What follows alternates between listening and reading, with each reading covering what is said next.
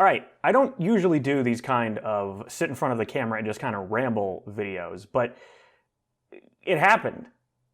It finally happened. After years of waiting and rumors and Ubisoft shoving Sam into every possible property they can other than his own, they did it.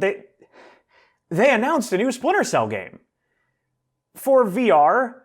But you know what? It's something. I'll take what I can get at this point.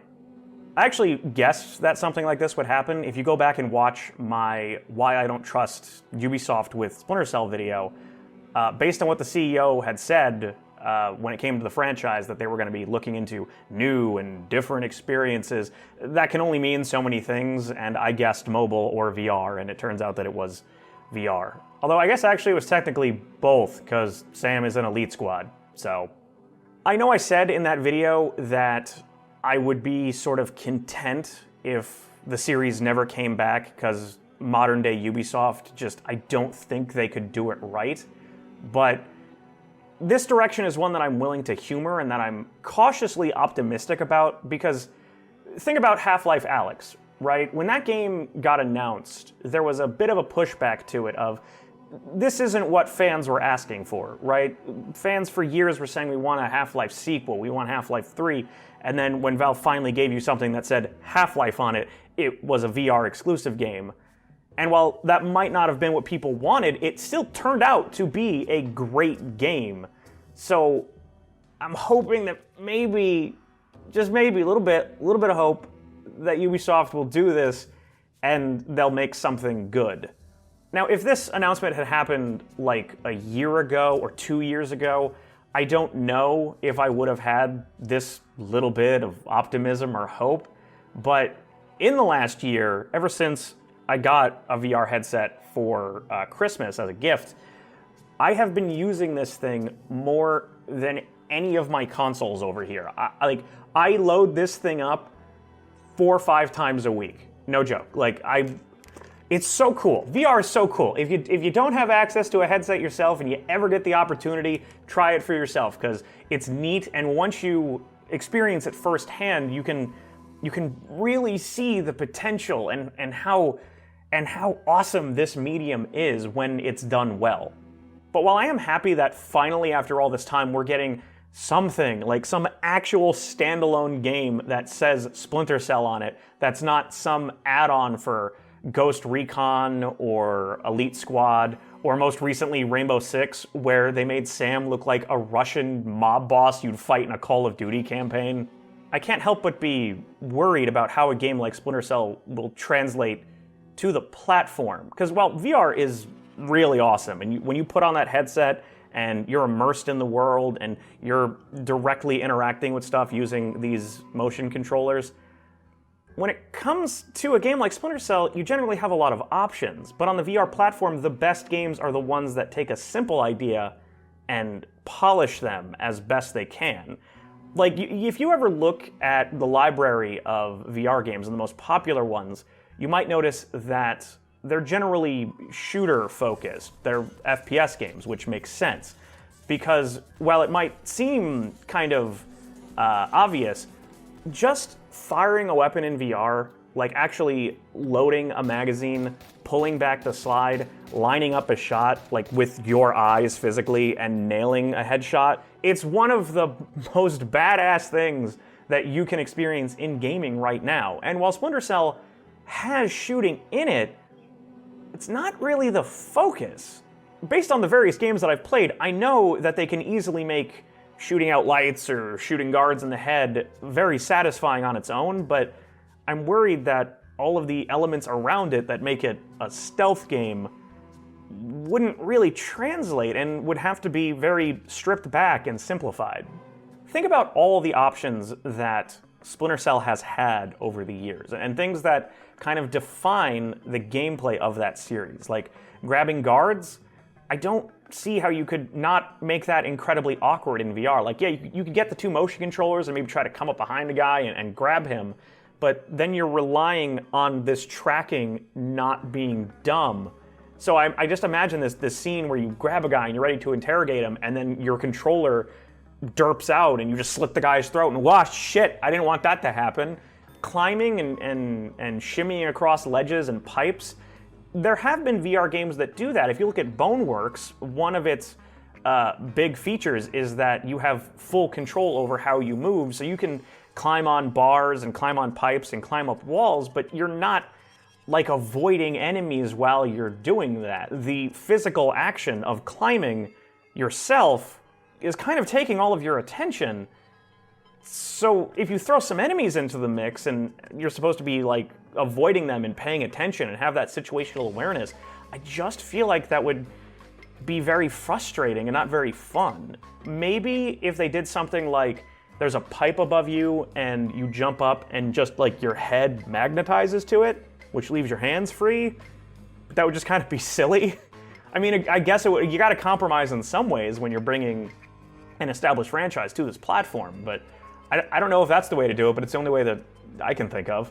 And if they can't find a way to translate all of those different options and Sam's athletic abilities, or whoever you play as, into the medium, then I feel like it would just kind of be a very boring, repetitive baseline experience of walk down a hallway, peek a corner, look, there's a guy, shoot that light, maybe shoot him, rinse, repeat for however many hours you're playing.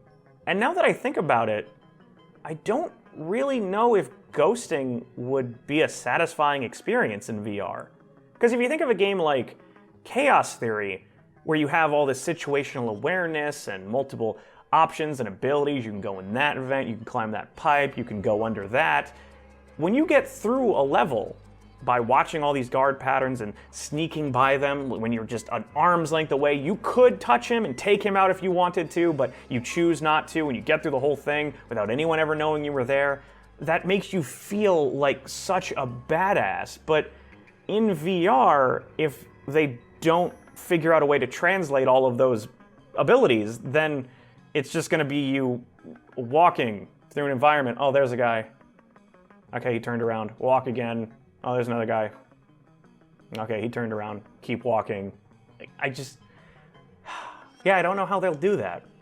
Although, the VR platform does give them the ability to put in one really awesome feature. And if they don't do what I'm about to suggest, then they've screwed up, and they should just scrap the game now. So imagine you're wearing a headset, right? And you're sneaking around, and you come to an area that's completely dark.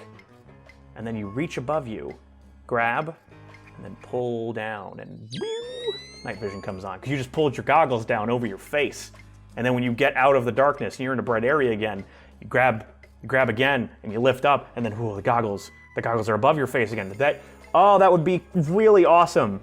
They need to do that. Ubisoft, I swear to God, if you don't put this in your game, then just stop making it now, because there's no saving it. Ultimately, this just boils down to a wait and see. I mean, they announced this with a picture alongside Assassin's Creed VR, which would actually be harder to translate to the medium, I think, because I just imagine this guy like in a VR headset standing on a tower, and then he is so immersed in the world that he goes to jump off into a barrel of hay and just swan dives into his desk and vomits all over himself. Oh man, Assassin's Creed is going to be even harder to do well. But when it comes to this, we have no idea what this game looks like or is going to play like or anything. We don't even have a release date. All we know is that it exists. It's being worked on. I wouldn't imagine seeing this game until like 2022 at the earliest.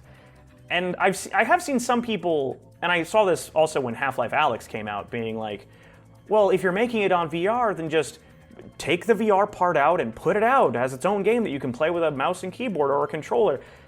But what people don't understand is that VR games really rely on the gimmick of them being VR games. Something like Alyx, where you are the one who's moving around the environment, you're searching and looking around, and you're pulling out your gun and fighting Combine and whatever.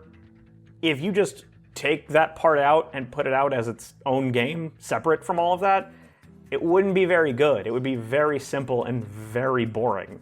So I don't think that they should do that. What I think they should do is they should make this VR game, and yay, great, it's Splinter Cell, and then make an actual proper entry in the series with normal, you play with this thing. Remember these? Remember these things? Just play this. Put Splinter Cell on one of these. I also can't help but be a little concerned that if Splinter Cell VR doesn't end up selling well whenever it comes out, because while VR has a pretty decent install base, it doesn't have anywhere near the player base as a PS4, an Xbox, a PC, that Ubisoft will see that as an excuse to be like, oh, well, we tried, but people don't care about this franchise clearly, so let's just throw it on the shelf for another 5 years and put Sam in something else. Rayman, I mean, he's been in everything else.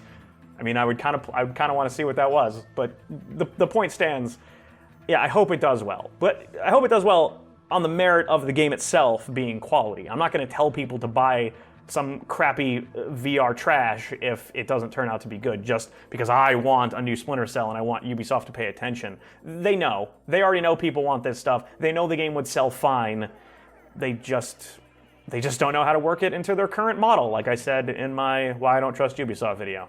So yeah, those are my thoughts on this whole Splinter Cell VR thing. I hope it's good. I hope that my concerns are completely unwarranted. They're not. But I'm not a designer. You know, there are people more capable of thinking outside of the box than I am. So for all I know, when it comes out, it'll blow my expectations out of the water and I'll be singing from the rooftops that it's the greatest thing ever and you need to run out and buy a headset. But all we can really do at this point is wait and see. I do want to end on a message to all of you out there who are fellow Splinter Cell fans who don't like that they're doing this, which I completely understand. If you're someone that's been waiting 7 years for a new proper entry in a franchise that you love, and then you learn that it's going to be this VR thing on a platform that you don't have an interest in, that you don't want to shell out 400 some odd or more dollars to be able to experience, you're right. You have every right to be pissed off at this news. But try to see it from this perspective.